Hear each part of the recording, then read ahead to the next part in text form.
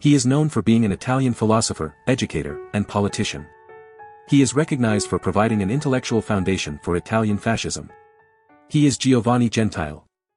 Giovanni Gentile, the influential Italian philosopher, educator, and politician, was known as the philosopher of fascism. His contributions to Italian fascism were not limited to politics but extended to providing an intellectual foundation for the movement as well. Gentile was deeply involved in the resurgence of Hegelian idealism in Italian philosophy, and he also developed his own unique system of thought known as actual idealism or actualism. As the protagonist of our story, Gentile's philosophical journey was marked by his exploration of the subjective extremes of the idealist tradition.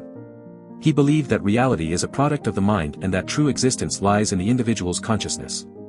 Gentile's philosophy emphasized the importance of the subjective experience and the power of the human mind in shaping reality. His concept of actual idealism sought to reconcile the subjective and objective aspects of reality, asserting that true knowledge and understanding can only be achieved through the active engagement of the individual with the world. Gentile's philosophical ideas not only had a profound impact on Italian philosophy but also played a significant role in shaping the ideology of Italian fascism. His writings, including his collaboration with Benito Mussolini on The Doctrine of Fascism, provided a theoretical framework for the movement. Gentile's belief in the power of the individual's consciousness and the subjective nature of reality resonated with the core principles of fascism, which emphasized the strength and will of the individual in shaping society. Despite the controversial nature of his association with fascism, Giovanni Gentile's contributions to philosophy, particularly his development of actual idealism, remain a significant part of his legacy. His exploration of the subjective extremes of idealism and his emphasis on the power of the human mind continue to inspire philosophical discussions and debates to this day. Giovanni Gentile, a renowned philosopher, believed that fascism was the embodiment of the Risorgimento ideals, particularly those championed by Giuseppe Mazzini and the historical Right Party. He saw fascism as an opportunity to make his philosophy the foundation of a political ideology. However, Gentile faced a challenge with the organic nature of the fascist party itself, as it emerged naturally rather than being based on a pre-established doctrine. This lack of consensus among fascists complicated Gentile's vision, but he saw it as an embodiment of his belief in natural organic growth and dialectical opposition.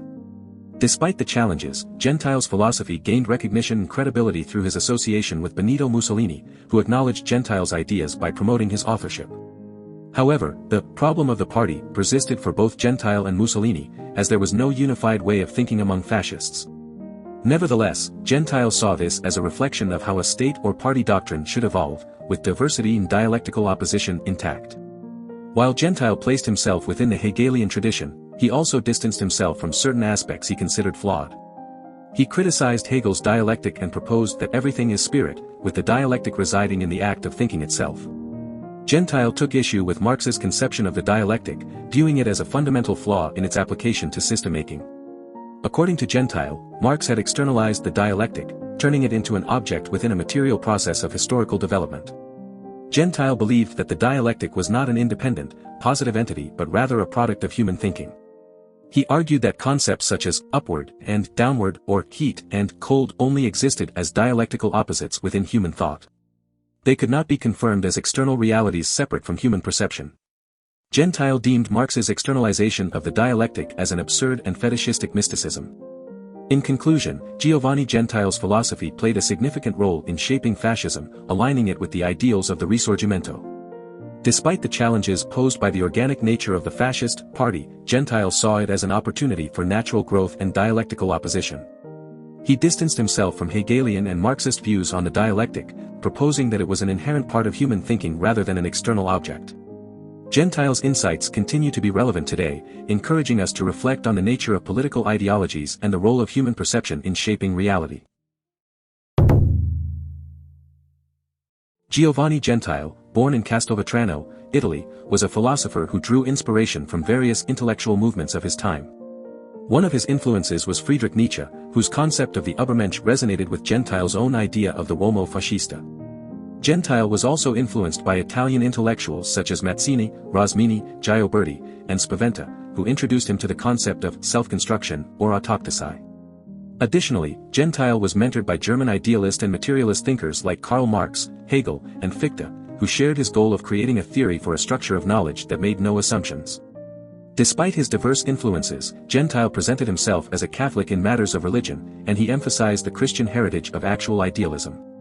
However, there are instances where he identified as an atheist while still acknowledging his cultural Catholic background. This complex relationship between his religious identity and philosophical beliefs added depth to Gentile's intellectual journey. Gentile's academic career flourished, and he achieved great success as one of 4 exceptional students at the prestigious Scuola Normale Superiore di Pisa. Graduating in letters and philosophy in 1898, he wrote a dissertation titled Rosmini e Gioberti, under the guidance of Donato Giaggia, a disciple of Bertrando Spaventa. This dissertation showcased Gentile's dedication to exploring the works of influential thinkers and their impact on his own philosophical development. Throughout his career, Gentile held various positions in academia, contributing to the field of philosophy in shaping the minds of future generations. His multidimensional background and diverse influences allowed him to approach philosophical questions from unique perspectives, making him a notable figure in the intellectual landscape of his time. Giovanni Gentile's philosophy continues to be relevant as we navigate the complexities of modern life. His exploration of self-construction, the blending of different intellectual traditions, and the examination of religious identity offer valuable insights into understanding oneself and the world. By embracing the diverse influences that shape our lives, we can develop a more nuanced understanding of our beliefs and values, ultimately leading to a richer and more meaningful existence. Giovanni Gentile, a prominent Italian philosopher, found himself deeply intertwined with fascism in the early 20th century. In 1922, he was appointed as the Minister of Public Education under the government of Benito Mussolini. Taking on this role, Gentile implemented a significant reform known as the Riforma Gentile. This reform had a lasting impact on the Italian education system, reflecting Gentile's belief that philosophy and life were inseparable. Gentile's philosophical works, such as The Theory of Mind as Pure Act and Logic as Theory of Knowledge, formed the basis of his ideology, which he called actual idealism. He argued that philosophy should not be isolated from life, but rather should directly influence and shape it.